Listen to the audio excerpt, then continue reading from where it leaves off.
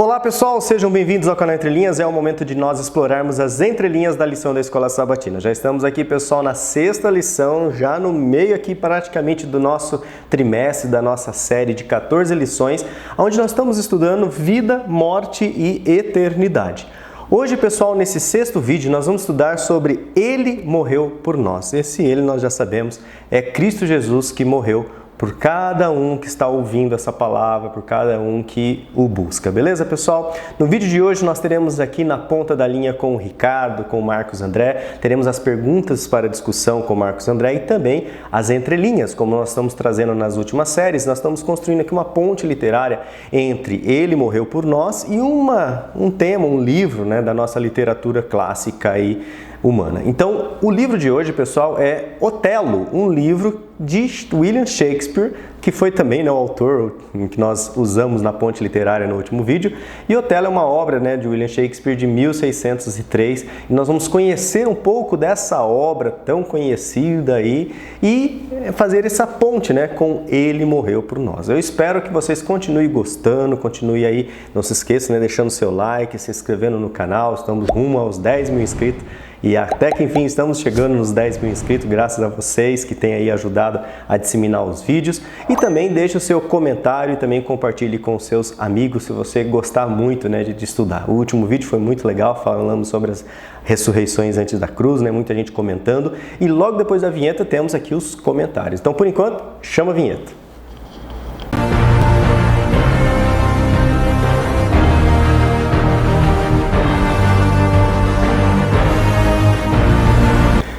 Bom, pessoal, agora é o momento dos comentários das entrelinhas. Espero que você curta essa parte, como eu também gosto muito de me comunicar aí com vocês.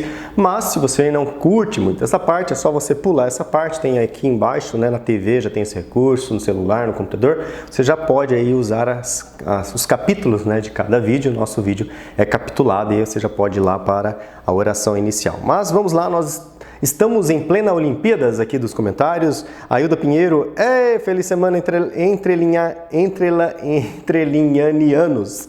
Vou copiar, curtir e compartilhar. Obrigado, Ailda Pinheiro. Obrigado, meninos. Ian, muito feliz, né? Só verificar aí o quinto vídeo, né? O Ian deu um alô para toda a família Entre Linhas, então um abraço, ficou com ele bem no momento dos comentários. Será que fui a primeira? Foi sim, Hilda. Infelizmente esse vídeo saiu no domingo, né? Praticamente domingo à noite, de madrugada, por causa aí dos atrasos da gravação, problema de saúde aí, mas graças a Deus estamos bem, pessoal. E ela dizendo assim: eu e o Ian amamos Entre Linhas. Que bom, né? A gente sente o carinho de vocês dois aí nas palavras, aí sempre estar deixando o seu alô para nós. Muito obrigado, Hilda, muito obrigado, Ian, um abraço, um beijo aqui do irmão Lúcio para você. Lições fortes da Bíblia. Olá, meus queridos irmãos, Deus seja louvado pelo trabalho de vocês nesta obra. Amém. É isso que a gente busca, o louvor de Deus.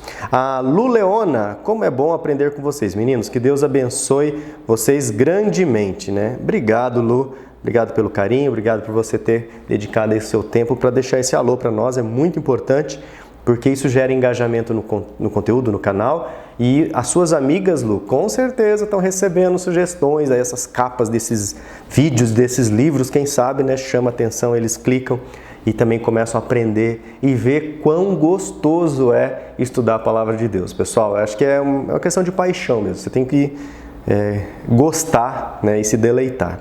O Ian Silva, feliz semana, amigos entrelinhalianos. Obrigado pelo abraço, fico feliz de aprender a lição com os amigos Entre Linhas, Lúcio, Alexandre, Ricardo, Marcos, Deus abençoe. Será que esse Ian Silva, agora fiquei com a dúvida se é o Ian, filho da Hilda. Se não for, mas fica um abraço aí, Ian Silva, né, o Ian Pereira então, né, Pinheiros, desculpa. Mas fica um abraço então para o nosso amigo Ian, que comentou aqui conosco. Marbete Lopes, comentando conosco sempre. Olá, família. Passei uma semana offline, no Beiradão do Madeira, né?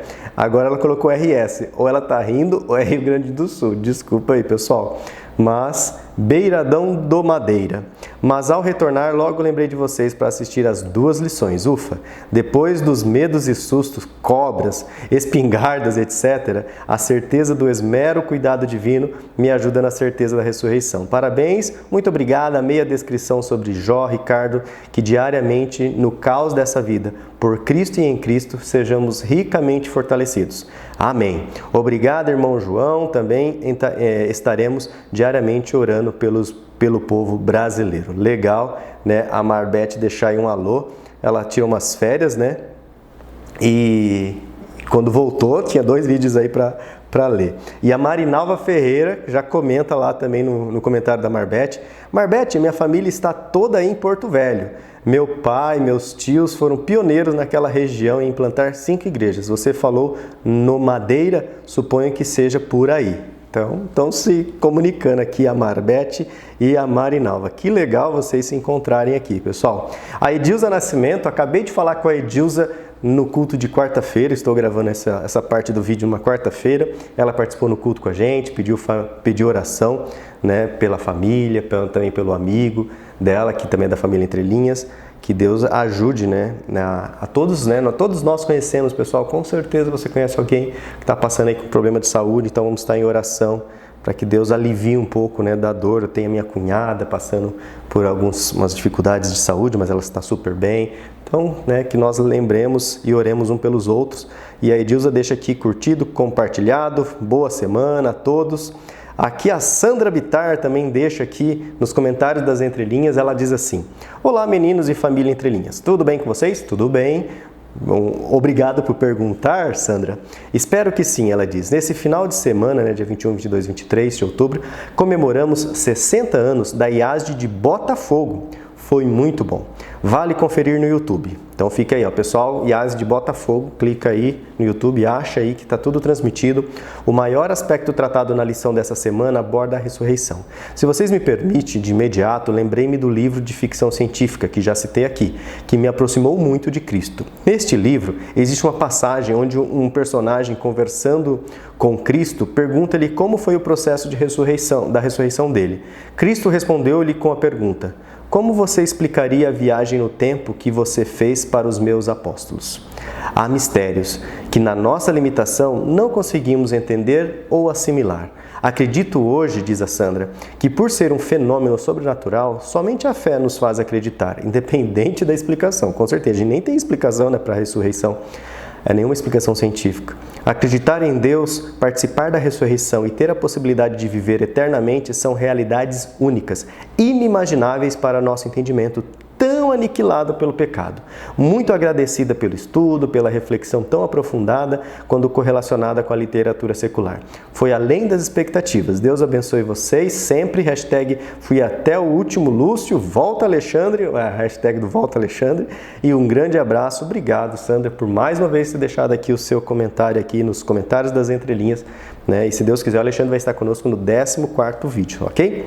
Adriana Kuhn diz assim: olá, pastores virtuais Lúcio, Ricardo e Marcos, estava aguardando a lição, mas não fui notificada, já cliquei em todas as notificações. Lição 5 na mão, vamos que vamos, ela diz. Abençoada semana a todos, né, na paz do Senhor Jesus. Adriana e outros aqui do canal, lembrem, pessoal, de deixar o sininho acionado, e tem assim, não acionado, acionado quando o YouTube quer, e tem todos, que aí todos os novos vídeos inscritos você vai receber.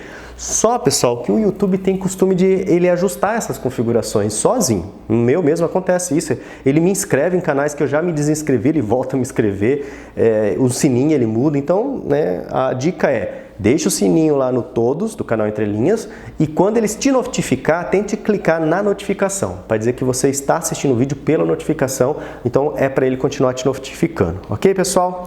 Essa é a inteligência artificial aí de hoje. Lindaci Lima, coisa boa aprender com vocês, Deus seja louvado, né? Coisa boa também receber o seu comentário, Lindaci. A Helena Saraiva, amém. Marinalva Ferreira, feliz dia, queridos irmãos da Entrelinhas, né? Venho deixar aqui o meu alô e saudar o Ian também. Marinalva viu, né? O Ian mandando um abraço para todo mundo. Aí, Ian, Marinalva retribuindo o seu abraço. É isso aí, pessoal. Quando você manda abraço, você recebe abraços, né? Essa é a vida. Tem a lei do retorno, né, pessoal? Que o pessoal conhece o que eu estou falando, mas vamos lá. Gostei muito do caloroso cumprimento. Não sei por que mais imaginava que tinha uns 10 ou 12 anos, né? A Marinalva achava que o Ian era um menininho, não, era um meninão enorme, um homem já. Que Deus lhe abençoe, Ian. Muito linda a explanação da lição. Vocês são top demais. Abraço aqui de Astúrias, Espanha, lá na Europa, Marinalva. manda um abraço para nós. Muito obrigado, Marinalva, pelo seu carinho, né, pelo carinho que você demonstra pelo Ian. E é isso aí, pessoal. Vamos demonstrar amor e carinho às pessoas, mesmo que elas não merecem, porque nem nós merecemos o amor de Cristo, então, mesmo assim, Ele demonstra isso todos os dias por nós. Valeu, pessoal, obrigado pelos seus comentários, são esses que a gente conseguiu ler até agora, né? Mas fica sempre um incentivo, deixe seu comentário, é muito importante para nós, eu gosto muito de ler os comentários aqui, vocês participarem, tá? Mas vamos ao que interessa, né, pessoal? Não é os comentários que interessam nessa lição, o que interessa é que Ele morreu por nós. E antes de entrarmos, então, nesse assunto, eu peço que você, né, em reverência, aí pedalando, caminhando, onde quer que você esteja, no ônibus, no metrô, no avião, nesse momento, né, entre em comunhão com Deus e vamos ter uma palavra aqui de oração. Oremos então.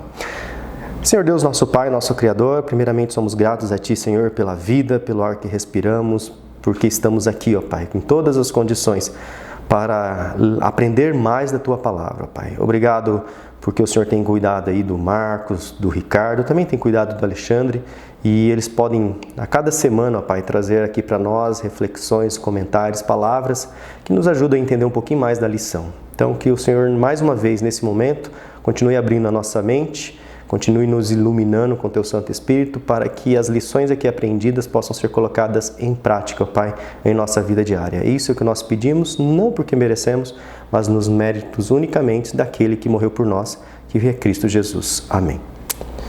Bom, então, agora sim, pessoal, segue aqui na ponta da linha de sábado, domingo e segunda, com o Ricardo, as entrelinhas e depois o Marcos. Então, chega aí, Ricardo, agora é com você.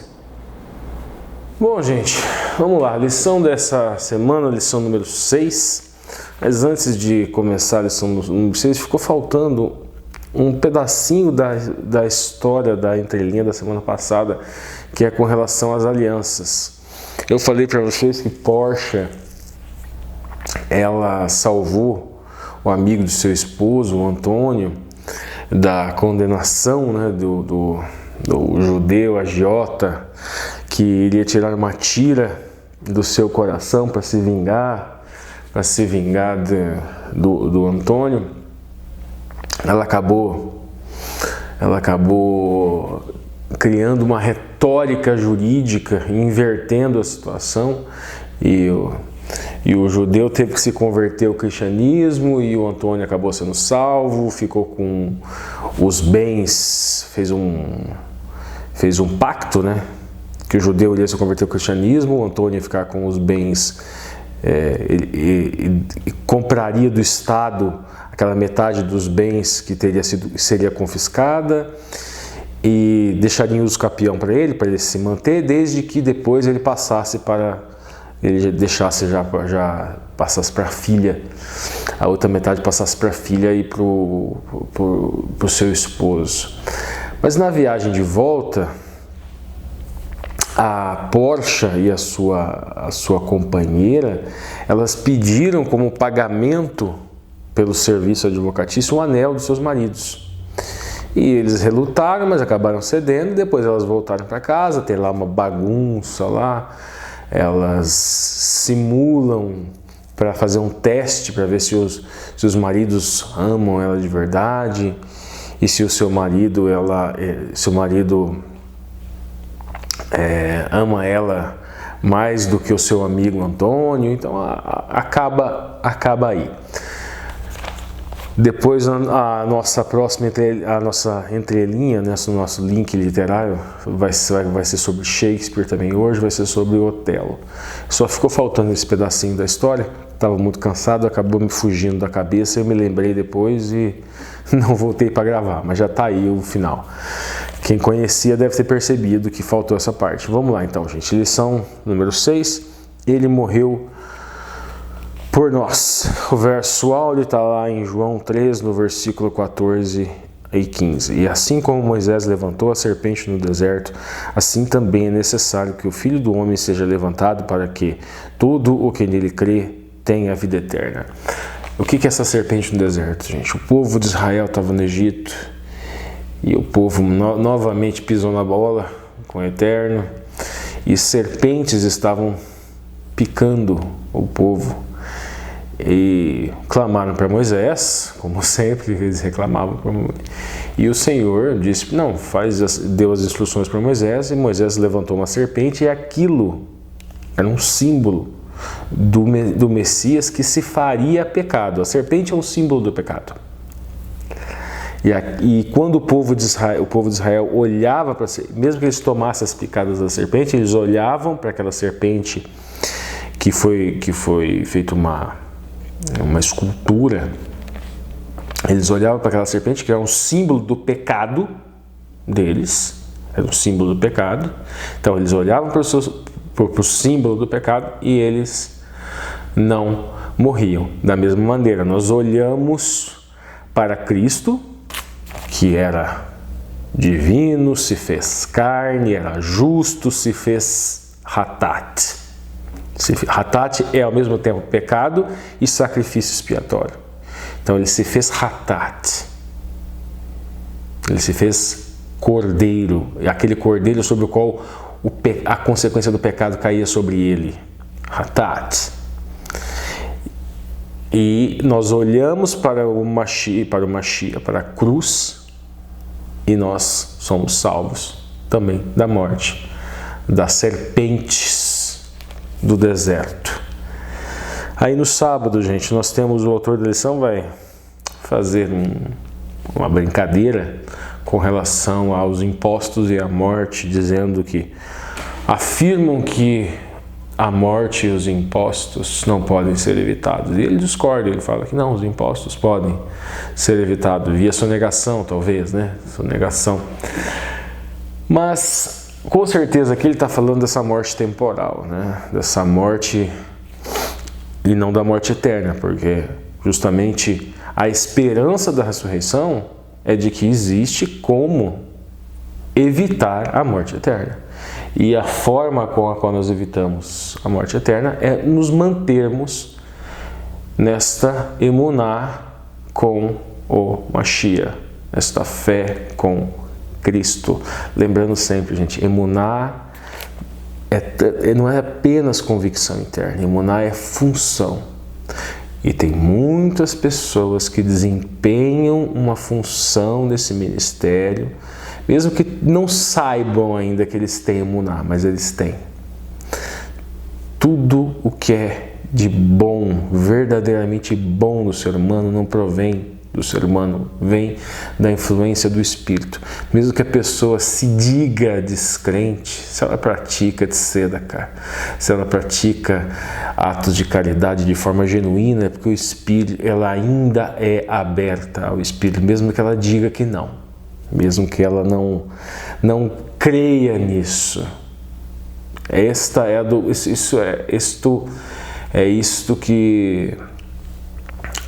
questão de tudo de bom e proveitoso provém do Espírito, isso é doutrina nossa também, isso é textos e trabalhos, estudos de teologia que enfatizam esse tipo de coisa. A gente apenas é uma conclusão lógica. Se tudo de bom e proveitoso que tem no ser humano provém do Espírito, se aquela pessoa, mesmo que ela não professe, exteriorize, que ela goste de dizer que ela é ateu, mas ela pratica de tzedakah de forma verdadeira, gente, é porque o Espírito Santo ainda atua nela. Mesmo que ela diga que não creia, Deus ainda crê nessa pessoa. Essa pessoa ainda tem emuná. Não é só convicção. Tem muitas pessoas que são como os anjos caídos.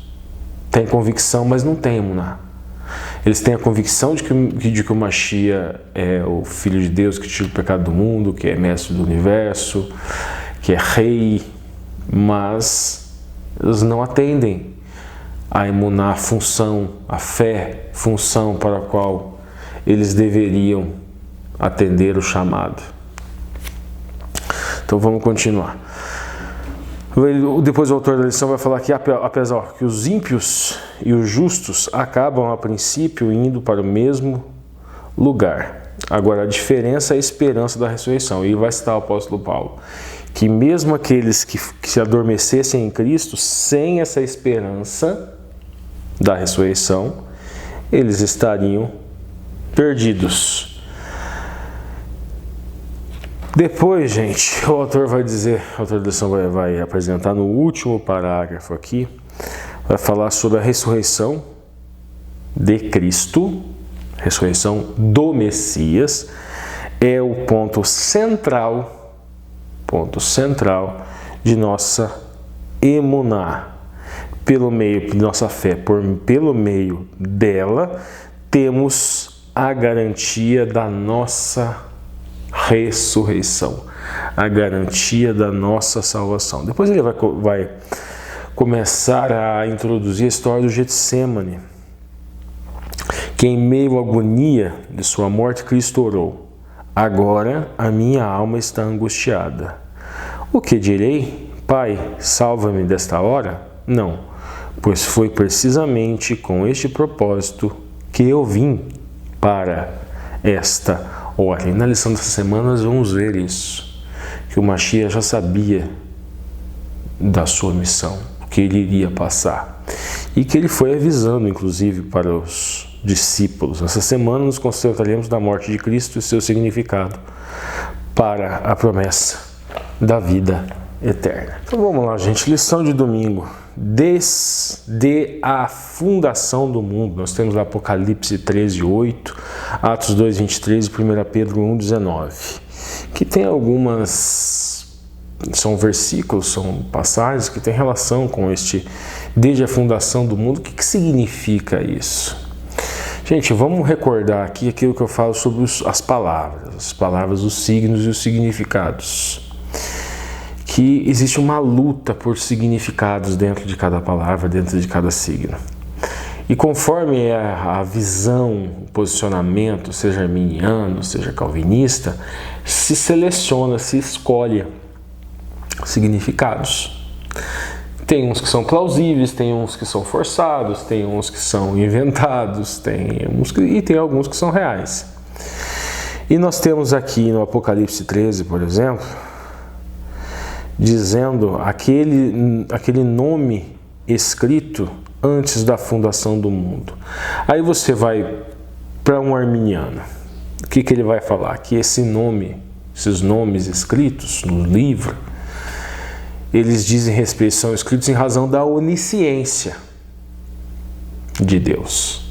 Então, os calvinistas não, é em razão da onipotência de Deus, porque eles têm uma noção e com um significado típico dentro do seu viés para predestinação, que Deus escolheu, já escreveu os nomes, ou seja, então esses nomes estariam escritos antes da fundação do mundo em razão do seu poder, para os calvinistas. Então, um associado à onisciência, sobre um viés, e sobre outro viés, e no caso a onisciência, os arminianos, e vinculados à onipotência, os calvinistas. E um outro neutro, que é pura e simplesmente no sentido de certeza, independente da onisciência ou da onipotência, ou em razão das duas coisas, envolvendo livre-arbítrio ou não. Daí a gente pensa o seguinte, gente, assim, acontece isso mesmo com esse pensamentos arminianos e pensamentos calvinistas, antitrinitarianos e trinitarianos. O discurso vai correndo e as retóricas contra e a favor, elas vão correndo, e as pessoas que são adeptas a um e a outro vão buscando coesão interna. Por exemplo, dentro do calvinismo já existe uma linha de pensamento que fala que em algum lugar na eternidade, que isso seria um mistério, livre-arbítrio e predestinação, eles se encontram e se harmonizam. Ou seja, os jogos de linguagem vão ficando diferentes, só que o resultado final vai ficando igual. Isso acontece, por exemplo, com um trinitariano e antitrinitariano também. Aconteceu, por exemplo, com aqueles unicistas antitrinitarianos que falam que Elohim, que Deus é um ser em três Elohuts. É uma Elohut em três Gaonim, ou seja, é um Deus em três manifestações de luz, três iluminações. E do outro lado, o trinitarianismo que fala que é um Deus em 3 pessoas. Tem um jogo de linguagem diferente, mas os dois viés, eles olham os textos e conseguem explicar de maneiras similares. O resultado final é muito parecido, só o jogo de linguagem que é diferente. Com calvinismo e arminianismo é assim também. Chega a um ponto que vão corrigindo as faltas de coesões internas, construindo novos jogos de linguagem interpretativos, que não estão no original, tá?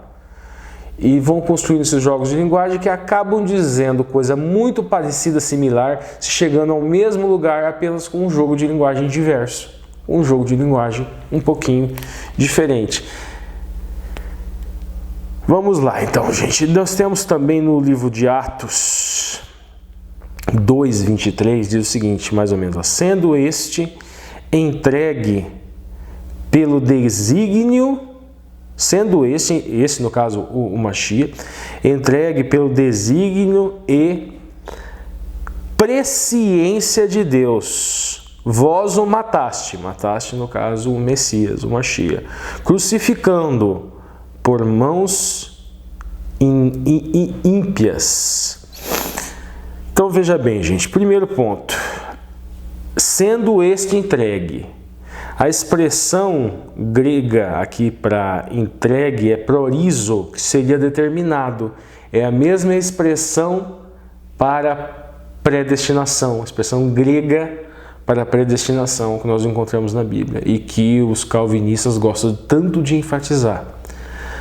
Então, essa expressão, sendo este determinado ou sendo este entregue pelo desígnio, e aqui a expressão é boule, que significa desígnio, propósito ou conceito. Aí os calvinistas gostam do propósito. Os arminianistas selecionam o conselho. Preferem o conselho, mas significa os dois. E presciência. Aí a expressão grega aqui é prognose. Aqui os arminianos gostam desta expressão prognose, porque eles entendem que tudo isso aconteceu em razão da onisciência. Só que nós vemos aqui no texto que as duas coisas, veja bem, sendo este determinado pelo desígnio aqui no caso seria determinação, e presciência. Então nós teríamos aqui um elemento desígnio, um elemento de decreto, de força, de poder, de onipotência, e presciência de conhecimento anterior, de prognose de Deus. Mas veja que nós temos o elemento humano também. Vós o mataste, crucificando pela mão dos ímpios. Então tá, gente. Nós temos aqui na ponta da linha, o autor já vai citar textualmente. Vamos lá, Apocalipse 13:8. Adorá-lo-ão todos os que habitam sobre a terra, aqueles cujos nomes não foram escritos no livro da vida do Cordeiro, que foi morto desde a fundação do mundo. Aí o autor da lição comenta, nesta passagem a ideia crucial é que Cristo foi, aí abre aspas, morto desde a fundação do mundo. É óbvio que isso daqui, gente, é uma expressão idiomática para destacar a certeza. Seja essa certeza, porque não era esse o objetivo dos autores originais. Hoje, depois de muito tempo que se começou esse tipo de discussão. Então, seja essa certeza oriunda da onipotência ou da onisciência de Deus. Então nós podemos ter certeza que no texto a preocupação, não tem essa preocupação, não tem essa batalha não existia essa batalha entre arminianos e calvinistas no tempo da igreja primitiva. Essa batalha é depois. Aqueles jogos de linguagem construídos pelas institutas calvinistas ou pelos trabalhos arminianistas vieram todos depois, são interpretativos. Então vamos lá. Obviamente devemos entender que isso é no sentido simbólico. O livro do Apocalipse está cheio de simbolismo, mas não é só o livro do Apocalipse, gente. A Bíblia, ela está cheia de simbolismos, expressões idiomáticas que faziam sentido à época e que hoje nós precisamos de estudo de hermenêutica, estudo interpretativos, para nós tentarmos encontrar esses significados. E esses estudos geralmente são discordantes. Nós temos que tomar muito cuidado com isso. Então aqui nesse texto eu prefiro me abster, e é uma expressão idiomática que denota ou traz a denotação, o simbólico de certeza. Em razão da onisciência, em razão da onipotência, não era a intenção do texto original explicar esse tipo de coisa. Continuando, o que o texto diz é que o plano de salvação foi estabelecido antes da criação do mundo.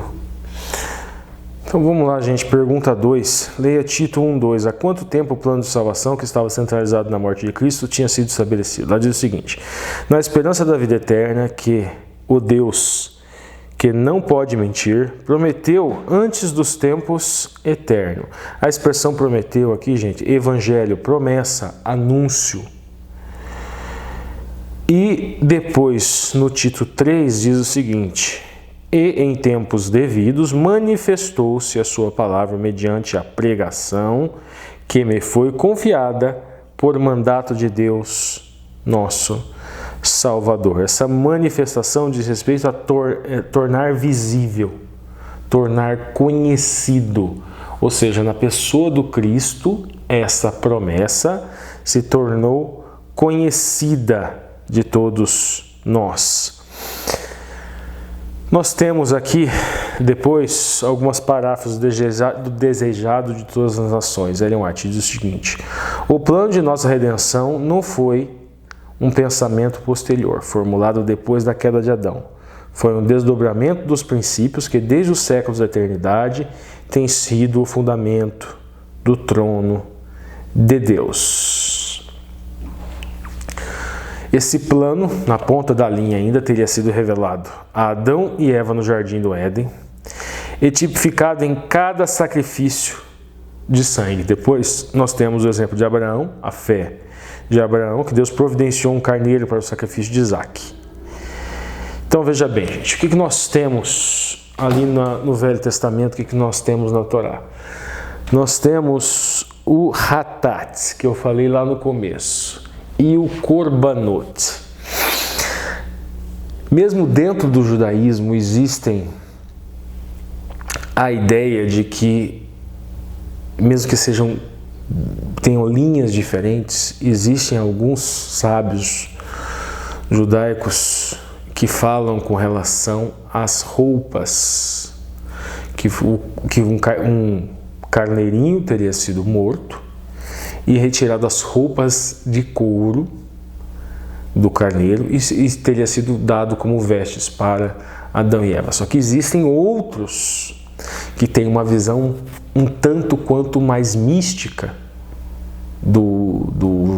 do Éden e falam que Adão e Eva não teriam um corpo propriamente físico, que eles teriam um corpo espiritual, que apenas só depois daquele determinado momento é que eles adquiriram um corpo físico. Eles fazem algumas seleções de significado com a palavra or, luz, com o significado também da pele de cordeiro, que é parecido, se escreve com as mesmas letras de luz.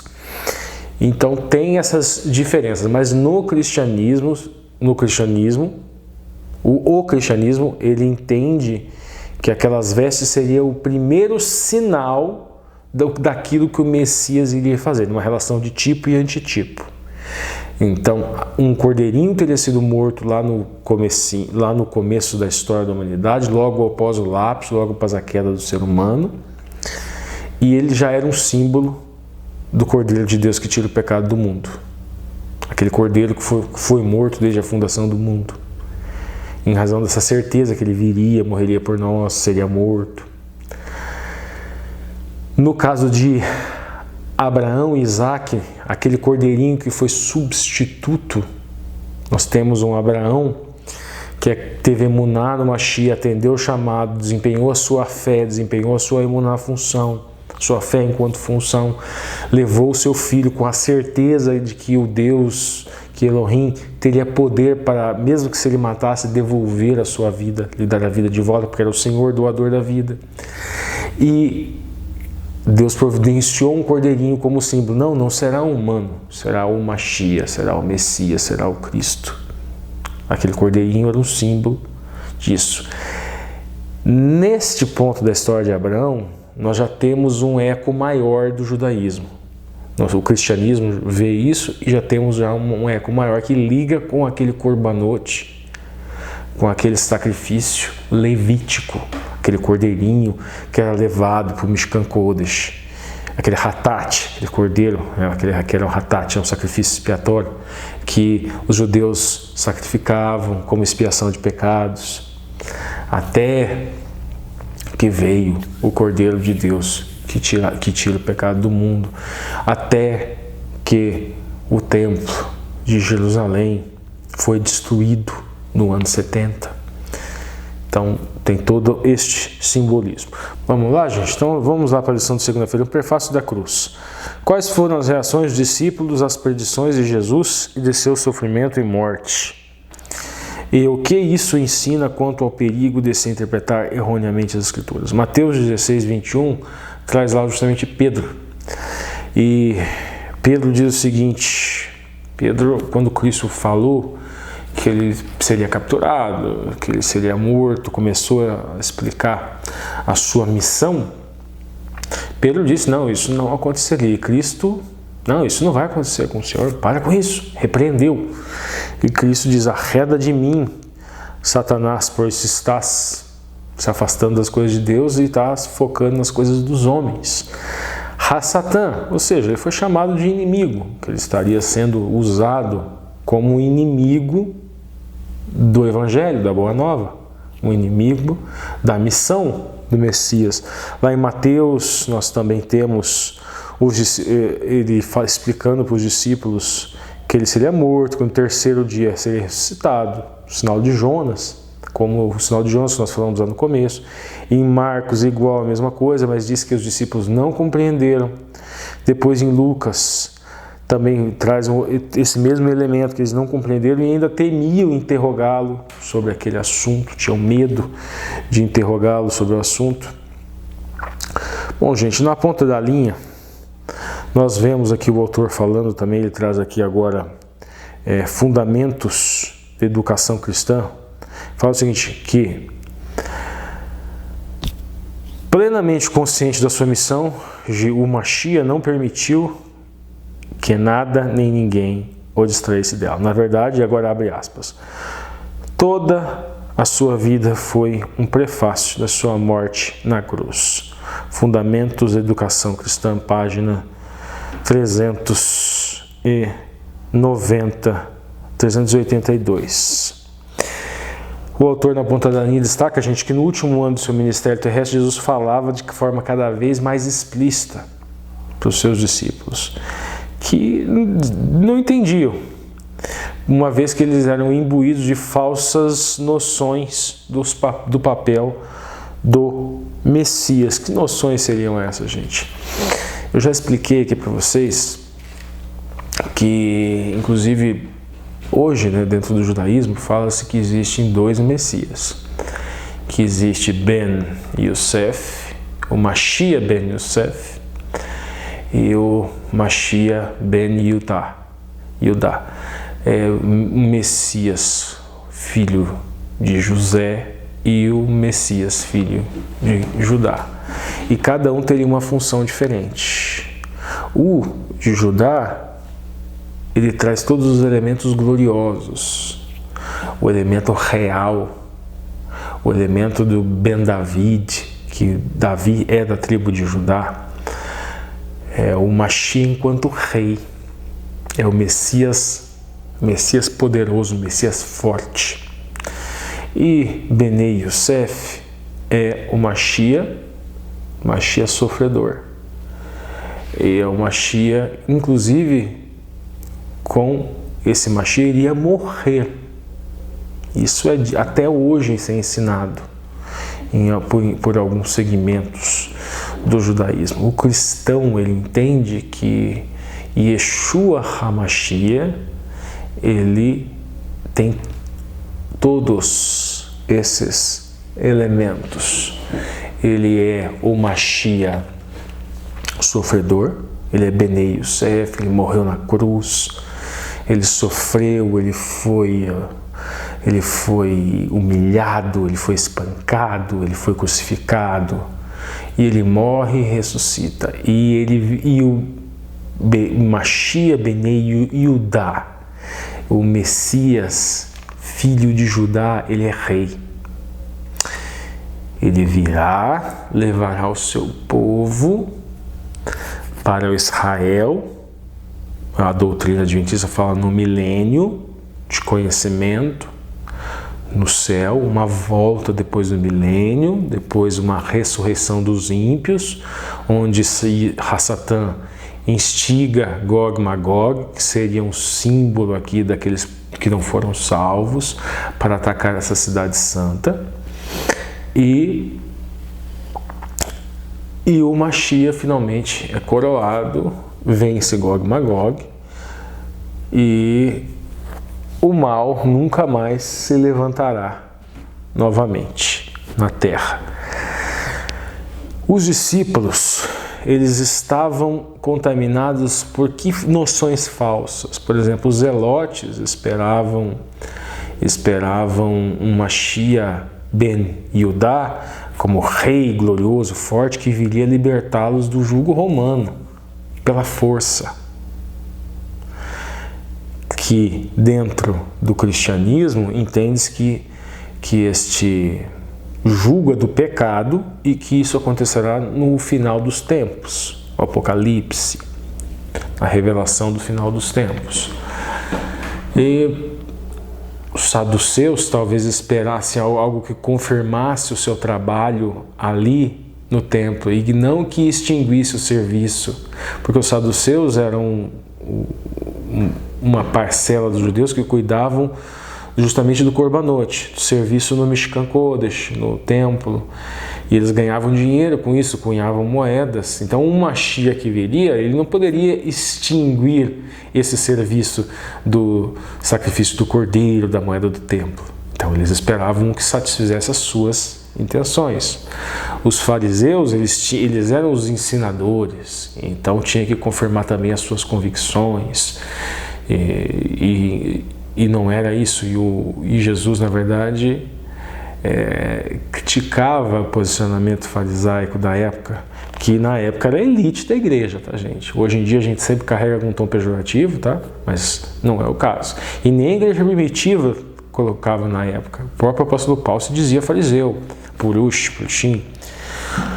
Então vamos lá, Jesus já havia declarado a Nicodemos, abre aspas, assim como Moshe, como Moisés levantou a serpente no deserto, aquilo que nós já vimos, assim também é necessário que o Filho do Homem seja levantado, para que todo aquele que nele quer não pereça, mas tenha a vida eterna. Já explicamos lá no verso o simbolismo, isso aqui não precisamos repetir, né? Em Cesareia de Filipe, Jesus disse aos seus discípulos que era necessário que ele fosse para Jerusalém, sofresse muitas coisas nas mãos dos anciãos e dos principais sacerdotes, no caso saduceus, e escribas, muitos fariseus, fosse morto no terceiro dia e ressuscitasse. Depois, ao passar da Galileia, nós vemos lá em Marcos, durante a sua jornada ao final de Jerusalém, também em Lucas 18, 31 e 34, Jesus falou novamente a seus discípulos que sobre a sua morte e ressurreição. Só que eles custaram a acreditar. Bom, gente, então agora nós vamos seguir e vamos para a nossa entrelinha. Bom, gente, vamos lá, vamos para a nossa entrelinha. A entrelinha de hoje é Otelo, o Moro de Veneza, de William Shakespeare. E para a gente fazer o link, eu não vou nem começar a história, eu vou ter que ir direto para o simbólico. E quando eu for contando a história, vocês vão pensando no simbólico, todo o simbolismo que alguns intérpretes dessa obra falam que Shakespeare teria pensado. Tenho minhas dúvidas, mas é um link bom para a gente entrar no tema da lição dessa semana, que é justamente o papel do Mashiach. Diz o seguinte, gente, vamos lá. Nós temos os personagens principais. Otelo, que é o Mouro. O que é Mouro, gente? Mouro é origem africana, seria um negro.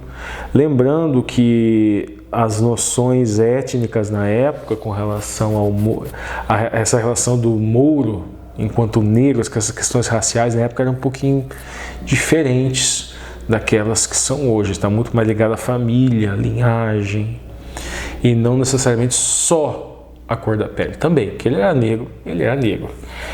Mas tudo bem. Então nós temos o Otelo aqui e nós temos a Desdémona. É esse o nome dela mesmo, estranho, né? E qual que é o simbólico aqui que eu falo que vocês vão ter que marcar para vocês fazerem o link? O simbólico que muitas pessoas falam que tem nesse livro é que Otelo seria um símbolo da terra e Desdémona seria um símbolo do céu. E nós temos ali o Iago, que seria justamente um símbolo do ciúme, um símbolo da vaidade, um símbolo, podíamos até dizer, de Hassatan, tentando separar céu, Desdémona, e terra, Otelo. Isso também pode ser visto de um lado psicológico, ou até mesmo do lado espiritual, ou seja, a nossa natureza espiritual e a nossa natureza humana, que elas precisam se harmonizar, como o apóstolo Paulo explica no livro de Romanos, que você coloca a Torá na sua mente, ela vai entrar em conflito com a Torá da sua carne, ela precisa ser, a Torá do Espírito precisa ser escrita na carne, precisa ser escrita no coração, e é onde se harmoniza. Mas nós temos lá o Otelo, nós temos o Hassatan atrapalhando, né? Então a nossa história, gente, ela começa já com um casamento, como acontece no nosso nascimento, ali já indo para o simbólico, o casamento de Otelo e Desdémona. Mas na verdade começa só que esse casamento e o pai dela não sabe. E esse é o início da história. E nós temos o Iago, ali por baixo dos panos, ele é visto por todas as pessoas como sendo o Iago honesto, mas ele é um vilão mais astucioso da história da literatura, sempre por baixo dos panos, manipulando a mente das pessoas de forma sagaz e tentando, no caso da análise simbólica, separar o espiritual do carnal, ou seja, nos distanciar do céu, vamos dizer assim. Então nós temos esse casal, um casal que se ama, um casal muito feliz, mas por alguma razão ela não contou para o seu pai. E o Iago já começa a atrapalhar aí. E o pai fica sabendo, e daí vai denunciar o Otelo. Vai denunciar para os líderes da cidade, só que eles precisam do Otelo, gente, porque o tal do Mouro, ele é um guerreiro versado e ele é o único que pode liderar uns barcos a defenderem aquela região ali próximo do Chipre, numa batalha naval. E por isso os líderes da cidade não estão preocupados com essas briguinhas familiares, mas eles têm que dar uma satisfação, né? Mas o que acontece? Daí o Otelo vai lá, ele se defende, a Desdémona explica que ele não forçou nada, que ele não, na verdade eles se amavam, que ela que escolheu, e o pai tinha deixado, ela poderia escolher quem ela quisesse, quem ela amasse, e ela escolheu o Otelo, ela amava, e de fato o Shakespeare descreve no livro que ela ama mesmo, que ela é pura, o amor é puro e verdadeiro, o amor dela pelo Otelo. E aí começa uma sementinha ali da desconfiança, em razão da mágoa. O pai, eles absolvem o Otelo e o pai começa ali. O pai fala, da mesma maneira que ela me traiu, se ela traiu seu pai, ela também pode trair o marido. E aqui começa a gente entender o que vai acontecer. E no discurso dela, defendendo o Otelo, defendendo o marido, ela fala, assim como minha mãe deixou o meu avô e deixou meu avô para seguir o Senhor, eu tenho que deixar o Senhor para seguir o meu marido, o homem que eu amo, que no caso era o Otelo. E assim acontece. E eles saem para a ilha do Chipre, cada um em um navio diferente, só que tem uma tempestade e os navios se separam e ela chega primeiro na ilha, e o Iago começa a articular o seu plano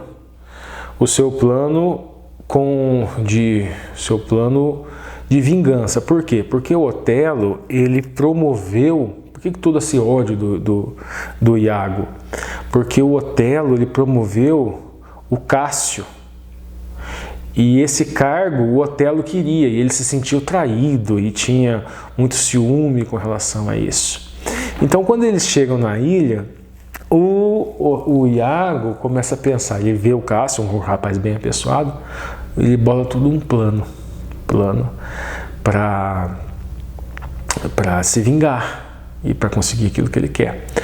Nisso, o Otelo chega e ele nem precisou de batalha nenhuma, porque a tempestade ela afundou aqueles barcos inimigos e eles nem precisaram de batalha, mas eles ficam ali na ilha. E o Iago começa a tramar o seu plano. Então ele embebeda o Cássio, para o Cássio perder o cargo, e é isso que acontece. O Otelo ele bebe, faz escândalo, briga, e o Otelo tira o cargo dele, ele consegue o que queria, dá para o Iago. E o Iago, nisso, ele se aproxima mais ainda do Otelo e vai seguir o seu plano de vingança.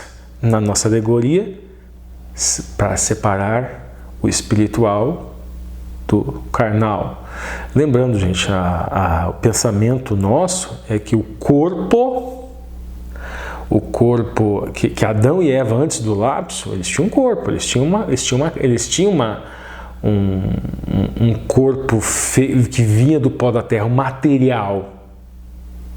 Lembre-se aqui que na alegoria é céu e terra. Então ele está tentando aqui, o Iago, assim como Satã, tenta separar céu e terra. Nesse sentido. Continuando a nossa alegoria. E daí, nossa história, nossa ponte literária, como o Lúcio gosta de falar. Então ele continua agora e ele tenta falar para o Cássio, não, vai lá e fala com a Desdémona, que ela é uma pessoa pura de coração, ela vai te ajudar. E ao mesmo tempo ela fala para o Iago, olha lá como que eles conversam e ficam infernizando. Até que o Iago fala, não, preciso de uma prova. E daí vem a trama do lenço. Ele coloca um lenço, ele tira um lenço que o Iago teria dado de presente para ela, e ele manda para sua esposa Emília, ela faz uma cópia daquele lenço, ele some com o lenço, e coloca o lenço lá no quarto do Cássio, e o Iago vê depois o Cássio usando aquele lenço, ele pergunta para ela daquele lenço, e ela não vai saber onde é que está, porque foi roubado o lenço dela, foi tirado o lenço de lá, não sabe explicar, e a desconfiança aumenta. Aí o Iago até que se convence, bate nela na frente, na Desdémona, na frente das pessoas, as pessoas se espantam com aquilo, ela conversa com a sua companheira sobre ciúme, ela explica, não, a pessoa, não há motivo para o ciúme, essa pessoa é ciumenta, mesmo sem motivo, o ciúme existe. E o Iago continua com o seu plano, e o Moro, o Moro Otelo aqui, ele bola um plano para matar o suposto amante da sua esposa. Acaba que ele não mata o Rodrigo, que é o personagem, ele acaba morto, e o Cássio fica com um problema na perna, e ele chega para matar a sua esposa. Ela está dormindo, a cena é muito interessante. Lembrando que isso daqui é um texto que foi feito para teatro. Ele vai apagando as velas. Ele vai apagando as velas até apagar a última vela. Essa cena também, nessa alegoria, é muito interessante, gente. É aquela questão do pecado contra o Espírito Santo, porque é muito comum, inclusive, falando, Cristo salva. E a gente gera esse discurso como uma abstração e com uma generalidade tão grande que não se reverte em uma emuná função. É apenas uma convicção, assim como os anjos caídos têm convicção. Eles não têm emuná, porque emuná não é só convicção, é uma convicção que te leva a desempenhar uma função no ministério de Cristo. É uma convicção que te coloca num cargo nesse ministério de Cristo. Isso não significa que você pratica tzedakah, que você pratica atos de justiça, de caridade para ser salvo. Não, isso é uma consequência de você estar conectado pela sua emuná, convicção e função. Então, uma consequência, o Ruach HaKodesh está trabalhando em você, porque você aceitou aquela emuná para a qual você foi chamado, e você pratica tzedakah. É uma consequência da sua conexão terra com o céu, que você pratica a tzedakah. Mas Cristo salva não é uma generalidade, uma abstração que só fica na sua mente. Tem um caminho entre a convicção e a ação. Você não pratica para se salvar, mas se você tem essa convicção, se você aceita o chamado para essa emuná, que é convicção, função e cargo, ao mesmo tempo, e você está aberto para o Espírito, é como se essas luzes se acendessem na sua cabeça. E quando nós flertamos com o inimigo, é como se essas velhinhas fossem apagando. Assim como Otelo foi apagando a velhinha até apagar a última vela, a última luz, que era Desdémoda, em razão da instigação do Iago, que aqui na nossa alegoria é o Hassatã. E ele mata ela sufocada. E daí a esposa do Iago chega e conta toda a história que o seu marido armou, e ele descobre que ele fez aquilo de forma... Gente, é uma tragédia. No final da história, o Iago morre, o Otelo morre, e o Cássio acaba ficando com os bens dele, mas é uma tragédia e todos morrem. Então, nesse nosso link literário, vamos lembrar, Cristo salva, mas vamos tomar cuidado, vamos aceitar o chamado de Cristo para a nossa emuná, nossa convicção, nosso cargo desse ministério, e não vamos permitir que o inimigo, que as artimanhas do inimigo, que ele coloque ciúmes, vaidades, orgulho, e que isso vá apagando as velhinhas do Santo Espírito de Deus. E agora é com o Marcos. Olá, você que nos acompanha através do canal Entre Linhas. Chegamos à parte de terça-feira e vamos dar continuidade ao estudo que você começou aí com o Ricardo, né? Você já fez aí a linha da lição de sábado até segunda e também as entrelinhas. E antes de entrar no tema de terça-feira, eu gostaria de tratar de uma mini entrelinha que está no contexto do que nós vamos tratar aqui, mas eu creio que vai acrescentar aí o seu conhecimento, não a respeito da lição em si, mas eu creio que é um tema interessante para que a gente possa tratar aqui. O autor da lição, ele pede para que a gente leia João no capítulo 19, dos versos 1 a 30. E os versos que antecedem esse texto, o final do capítulo 18, verso 38, diz assim: Depois de dizer isso, Pilatos voltou aos judeus e lhes disse: Eu não acho nele crime algum. Mas é costume entre vocês que eu solte alguém por ocasião da Páscoa. Vocês querem que eu solte o rei dos judeus? Então todos gritaram novamente: Não este, mas Barrabás. Ora, Barrabás era salteador. Bom, o que está acontecendo aqui na verdade? Os judeus, eles queriam condenar Jesus Cristo à morte por blasfêmia. Por que blasfêmia? Porque Jesus Cristo, ele se dizia filho de Deus. E dentro da cultura judaica, se você se denomina filho de Deus, ou pelo menos naquela época, se você se dizia filho de Deus, você estava cometendo uma blasfêmia, porque você estava se declarando igual a Deus. Como os judeus não creem na divindade de Jesus, até hoje não creem, a maioria não crê na divindade de Jesus e não criam também naquela época, eles consideravam essa afirmação de Jesus como blasfêmia. Bom, esse fato então fez com que eles desejassem condenar Jesus Cristo à morte, mas eles não tinham autoridade do Estado para condenar Jesus Cristo à morte naquele lugar, naquele momento. Por quê? Porque eles estavam sob o domínio romano e Roma não permitia que ninguém condenasse alguém à morte, a não ser um agente romano. A única pessoa naquele local que poderia condenar Jesus Cristo à morte seria Pilatos, porque Pilatos havia sido colocado ali pelo rei, por César, para ser governador daquela região. Então eles levaram a Jesus Cristo até Pilatos. Só que essa questão religiosa não causaria nenhum impacto em Pilatos. Pilatos não condenaria Jesus Cristo à morte por uma questão apenas religiosa. Então eles inventaram uma história. Qual foi a história que foi inventada? Eles disseram que Jesus Cristo se declarava rei dos judeus. Jesus Cristo dizia que era rei dos judeus. E isso sim causava um problema para Pilatos, porque existia um rei chamado César, né, que eles chamavam ali de César, e existia Pilatos, que era governador daquela região. Então não existia outro rei. E quando alguém se declarava rei, ele era um insurgente, ele estava declarando guerra contra Roma, e isso sim causaria um problema. Então Pilatos interroga Jesus e percebe que Jesus em nenhum momento se declarava um insurgente, se declarava rei dos judeus ou se declarava um chefe militar que iria lutar contra Roma. Então ele diz, não há nenhuma condenação contra ele, por mim eu solto.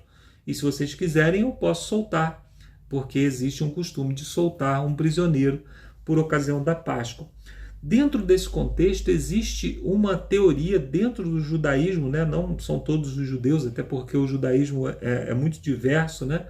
Mas existem alguns judeus, algumas pessoas, na verdade, não só judeus, que creem o seguinte: não existia um homem chamado Barrabás. Existia um homem chamado Jesus, que se declarava rei dos judeus, e um homem que se declarava filho de Deus. Por quê? O nome Barrabás, ele significa filho de Deus, ou na verdade Bar-Abas é filho do pai. E os judeus compreendiam a palavra Abba como uma forma de se referir a Deus. Então Bar-Abas significava filho de Deus. Então, segundo essa teoria, qual é a proposta que Pilatos está fazendo aqui?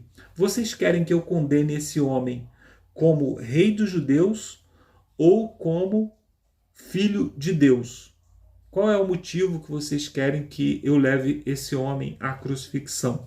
Então eles disseram Barrabás, então filho de Deus, né? Essa teoria ela ainda ganha um pouco mais de corpo, porque em algumas versões do Novo Testamento, no Evangelho de Mateus, no capítulo 27, verso 16, o nome Barrabás aparece antecedido pelo nome Jesus, por Jesus, né, que é a forma grega do nome de Jesus, né? Então, algumas Bíblias na Antiguidade traziam o nome Barrabás como Jesus Barrabás. E até hoje, se eu não me engano, a nova tradução na linguagem de hoje traz o nome Jesus Barrabás em Mateus 27, verso 16. Então, segundo essa teoria, então ele estava dizendo, vocês querem que eu solte Jesus, o rei dos judeus, ou Jesus, filho de Deus, filho do Pai? Então, o que eu penso a respeito disso, né, segundo as evidências que a Bíblia me dá? Primeiro, Pilatos não está perguntando, vocês querem que eu condene ele como rei dos judeus ou como Barrabás, ou como filho do Pai? Ele está dizendo, vocês querem que eu solte ele, Jesus, o rei dos judeus, ou Barrabás? Então, se soltasse não faria diferença nenhuma, ele seria solto de qualquer maneira, ou como filho de Deus, ou como rei dos judeus. Então a pergunta não é essa. O texto nos mostra claramente que a pergunta é: vocês querem que eu solte um ou que eu solte outro? O texto mostra claramente que ele está fazendo essa diferenciação. No verso 7 ainda aparece mais uma evidência de que não é isso que Pilatos está dizendo. Olha só o verso 7 o que diz. Os judeus responderam: temos uma lei, e segundo essa lei, ele deve morrer porque se faz filho de Deus. Percebe aquilo que eu havia falado? Aí no verso 8 diz: Pilatos, ouvindo tal declaração, ficou ainda mais atemorizado. Ou seja, parece que Pilatos só tomou conhecimento a respeito da questão, a respeito de ser ele declarado filho de Deus, nesse momento, depois de já ter feito a proposta. Então, segundo as evidências bíblicas e também segundo a minha opinião, existiam sim duas pessoas, uma pessoa chamada Jesus Cristo, que estava sendo interrogado, e um condenado chamado Barrabás, que já havia sido condenado anteriormente por outros crimes, né, como a Bíblia diz aqui, por ser um salteador. Então, espero que você tenha gostado dessa mini entrelinha, espero que tenha acrescentado aí o seu conhecimento, e se algum dia surgir alguém com essa teoria, que você possa apresentar esses textos aqui que eu apresentei, né? E então agora vamos para a parte de terça-feira, que é a parte que nos fala aqui a respeito da lição, né? Bom, em João no capítulo 19, versos 1 a 30, fala ali depois do julgamento e depois da condenação, também depois de ser humilhado, né, e depois de ser crucificado, Jesus Cristo disse: está consumado. O que isso quer dizer? É a pergunta. Bom, Jesus Cristo, então, ele tinha um propósito, ele veio a esse mundo com um propósito. Jesus Cristo não veio para ser um grande mestre de ética, apesar de ter sido um grande mestre de ética. Ele não veio para ser um teólogo, apesar de ter sido um grande teólogo, interpretando o Antigo Testamento. Ele não veio para sofrer simplesmente, ele não veio para curar pessoas, para ressuscitar pessoas. O propósito de Jesus Cristo ao vir a esse mundo é nos salvar.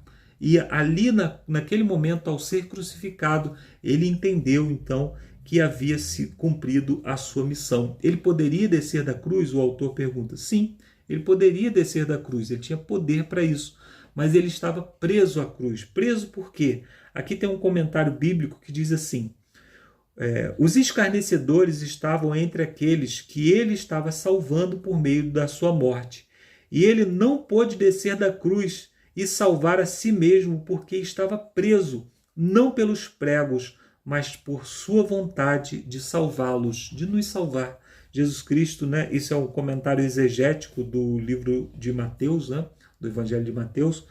Então, Jesus Cristo ele estava preso à cruz, não pelo fato de que ele não tinha forças, não tinha poder para descer ali, porque os pregos, os cravos estavam o aprisionando, mas pelo seu próprio desejo de nos salvar e inclusive de salvar aqueles que estavam ali o condenando, né? Então, quando clamou na cruz, está consumado, Cristo não apenas sugeriu que sua agonia havia chegado ao fim, mas principalmente que ele havia vencido o grande conflito cósmico contra Satanás e as forças do mal. Todo o céu triunfou na vitória do Salvador. Satanás foi derrotado e soube que seu reino estava perdido.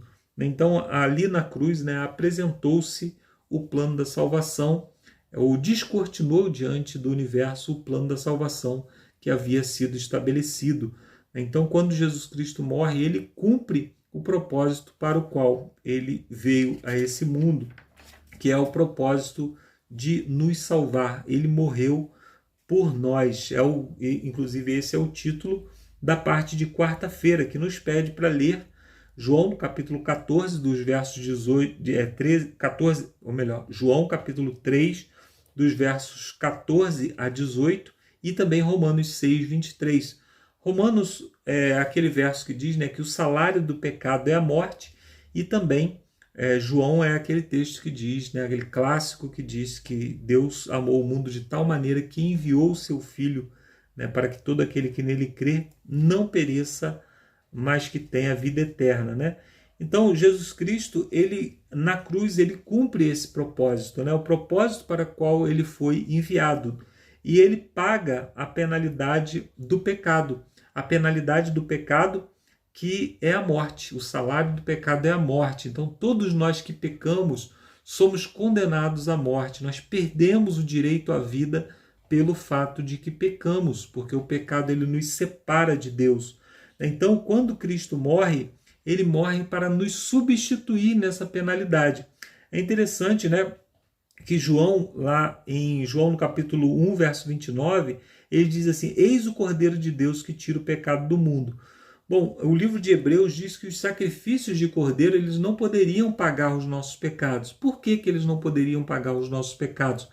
Porque o cordeiro ele não tem vida em si mesmo. O cordeiro ele recebeu vida de Deus. O sopro que nos faz viver também é o sopro que faz viver um animal. Então, um ser humano também não poderia se sacrificar pelo outro, porque nós não temos vida. Se alguém dissesse assim, por exemplo, um anjo, se um anjo sem pecado dissesse assim, eu quero morrer pela humanidade e dar a minha vida pela humanidade, a pergunta de Deus seria, mas que vida que você vai oferecer? Se a vida que você tem é emprestada de mim, eu emprestei vida a você. Porque como que você vai oferecer algo que você não tem? Então Jesus Cristo vai à cruz, por quê? Porque ele tem vida em si mesmo. Esse é um grande aspecto do sacrifício de Jesus que nós precisamos compreender. Jesus Cristo, ele tem vida natural e não imputada. Ele é autor da vida, ele tem vida em si mesmo. Ele não oferece algo terceirizado, algo que ele recebeu de alguém, mas ele oferece então algo que lhe é próprio. Deus tem vida em si mesmo, Jesus tem vida em si mesmo. Então, ao oferecer a sua vida na cruz do Calvário, ele ofereceu algo que ele tinha para poder pagar por nós, né? Aí na continuidade, né, fala novamente sobre João 3, 16, 17, que fala lá que ele não veio a esse mundo, né, para nos condenar, mas para nos salvar, né? Então ele enviou o seu filho com esse propósito, né? Um sacrifício pelos pecados para que não sofrêssemos a justa condenação. Essa é a grande promessa do Evangelho, ou seja, Deus, ele nos dá, né, o seu Filho unigênito para morrer no nosso lugar, né, que se ofereceu voluntariamente, né, como diz em Hebreus no capítulo 9, verso 14, com esse propósito, com o propósito de nos salvar eternamente, né? Aí, na parte final, aqui no último parágrafo, diz assim, se não houvesse senão uma alma que aceitasse o Evangelho, Cristo viria, mesmo assim, vindo para salvar. Ou seja, se apenas uma pessoa aceitasse o seu sacrifício, o seu amor era suficiente para vir e nos salvar, né? Isso demonstra um amor que nós não podemos compreender, né? Então a cruz, ela deve ser objeto de estudo por toda a eternidade. Na parte de quinta-feira fala sobre o significado da cruz, né? O apóstolo Paulo, ele fala lá em 1 Coríntios, no capítulo 1, versos 18 a 24, que a cruz, ela é loucura para o mundo, né? Então o mundo, ele tem a sua sabedoria, a sabedoria segundo o mundo, mas aos olhos de Deus, né, isso é apenas loucura. Ao contrário também é verdadeiro. Por que que isso acontece? Bom, Cristo, aos olhos do mundo, aos olhos das pessoas que estavam ali naquele momento observando a cruz, né, observando a sua condenação, era apenas um judeu de 33 anos morrendo, mais um homem morrendo, sendo condenado à cruz pelo Império Romano. Então, apenas quando se descortina o que está por trás disso, apenas quando nós entendemos a divindade de Jesus e nós entendemos que ele é o Criador de todas as coisas, é que nós podemos compreender o que verdadeiramente estava acontecendo ali. Então, tem um texto aqui que diz o seguinte, a eternidade nunca será capaz de sondar a profundidade do amor revelado na cruz do Calvário. Foi lá que o amor infinito de Cristo e o egoísmo sem medida de Satanás se encontraram face a face. Então, enquanto Cristo se oferecia humildemente como resgate pela raça humana, Satanás estava mergulhado no seu egoísmo, né? Aí aqui a cruz, ela tem alguns significados que o autor destaca aqui. A cruz é a revelação suprema da justiça de Deus contra o pecado. O salário do pecado é a morte e Deus não cedeu 1 centímetro sobre isso. O salário do pecado continuou sendo a morte e Cristo pagou essa penalidade por nós, né?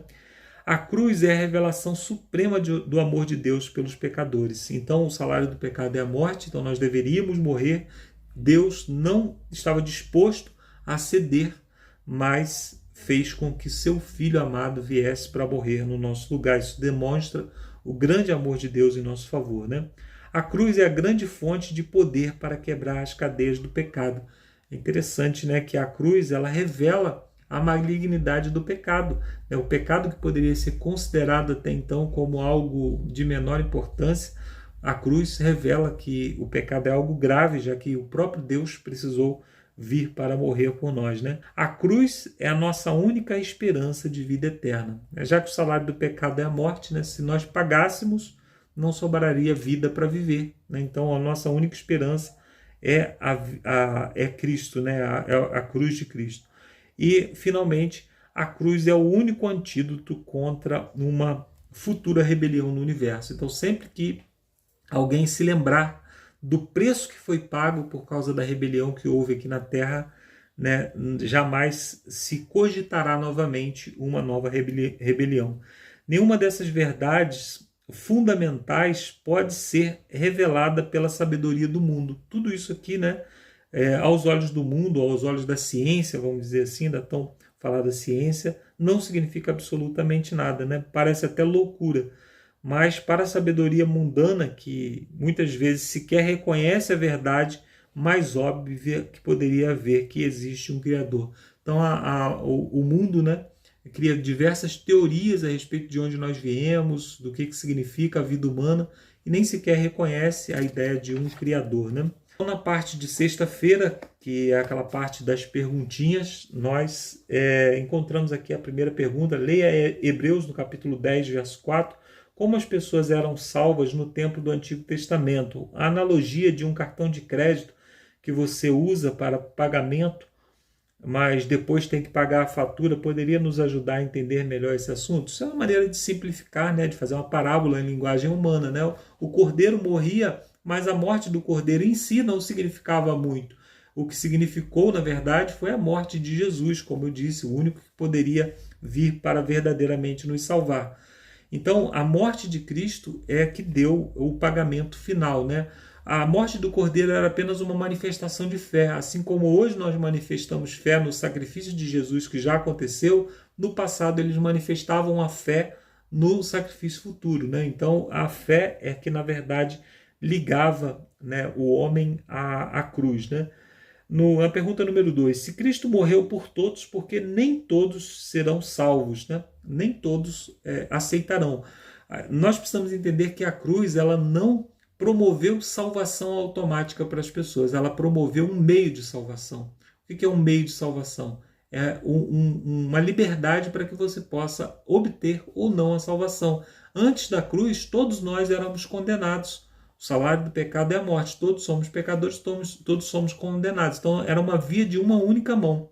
Quando Cristo morre, ele nos dá liberdade de continuar na via que nos leva à morte ou de nos voltarmos para a salvação. Então, Cristo ele promoveu liberdade para escolhermos.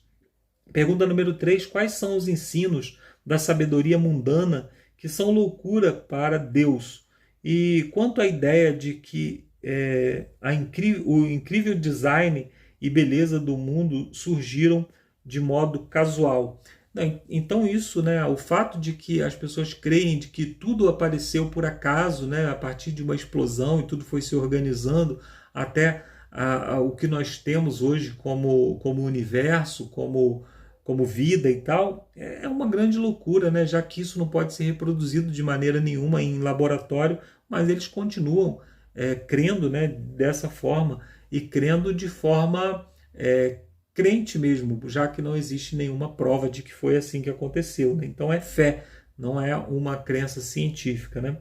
Pergunta número 4. Por que a ideia da salvação pelas obras é fútil, errônea e contrária ao plano da salvação? Bom, quando nós observamos, né, o preço que foi pago, o fato de que Cristo precisou vir morrer por nós, nós imediatamente observamos que não há nada que pudéssemos fazer para nos salvar. Não há nada que qualquer criatura ou qualquer ser do universo, a não ser o próprio Deus, pudesse fazer para nos salvar, né?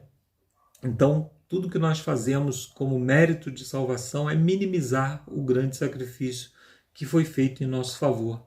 Por isso eu quero convidar você a agradecer a Deus, através da oração que nós vamos fazer agora, pelo grande sacrifício que foi feito em nosso favor. Vamos orar? Santo e bom Deus, muito obrigado, Senhor, pelo sacrifício que foi feito na cruz. Nós queremos, Senhor, nesse momento te agradecer e também te pedir que esse sacrifício ele seja imputado em nosso favor. Que nesse momento, Senhor, possamos reconhecer e também aceitar o sacrifício de Jesus para nos salvar para a vida eterna. Te pedimos também, Senhor, por aqueles que ainda não têm conhecimento a respeito disso. Tem misericórdia e nos usa como instrumentos para levar o plano da salvação a outras pessoas. Nós te pedimos também que o Senhor grave esse estudo que foi feito aqui no nosso coração, na nossa mente, e que possamos, Senhor, praticar essas verdades para que possamos alcançar pessoas para a salvação no Teu reino e também para que nós mesmos possamos ser contados entre os salvos naquele dia. Te pedimos isso por Jesus. Amém. Obrigado, amigos, e até a semana que vem com mais um estudo da Palavra de Deus. Valeu, Marcos. Obrigado aí, parceiro. Sempre pontual, sempre trazendo aí as palavras, as contribuições, tá aí trazendo a ponta da linha, né, de terça, quarta e quinta, e também as perguntas. Muito obrigado. Eu repito aqui, né, as orações aí iniciais aqui feitas nos comentários, para que Deus continue te animando e te iluminando aí, Marcos, né, te dando essa vontade de sempre participar aqui conosco, beleza? Muito obrigado. Obrigado também ao Ricardo, apesar dos perrengues de saúde, de trabalho, de estudo, graças a Deus conseguiu gravar também, achar aí, trazer para nós essa ponte literária com o livro Otelo, que eu não conhecia, conheci agora nesse vídeo, né? Porque eu sou de exatas, tá, pessoal? Eu tô aqui, mas eu sou de outra área lá. Mas conheci esse livro e essa ponte. Valeu, Ricardo, obrigado aí também por ter trazido essas palavras e obrigado a você, né? Hashtag fui até o último Lúcio, o Lúcio que dá o tchauzinho para você e fala o nome da próxima lição, onde nós vamos estudar a vitória de Cristo sobre a morte. Lá na 7ª lição, aí sim, na metade do nosso trimestre, vamos conhecer mais sobre essa vitória de Cristo sobre a morte. Pessoal, se cuidem, estejam sempre em oração, sempre na presença do Senhor. Até lá, se Deus quiser. Tchau, tchau.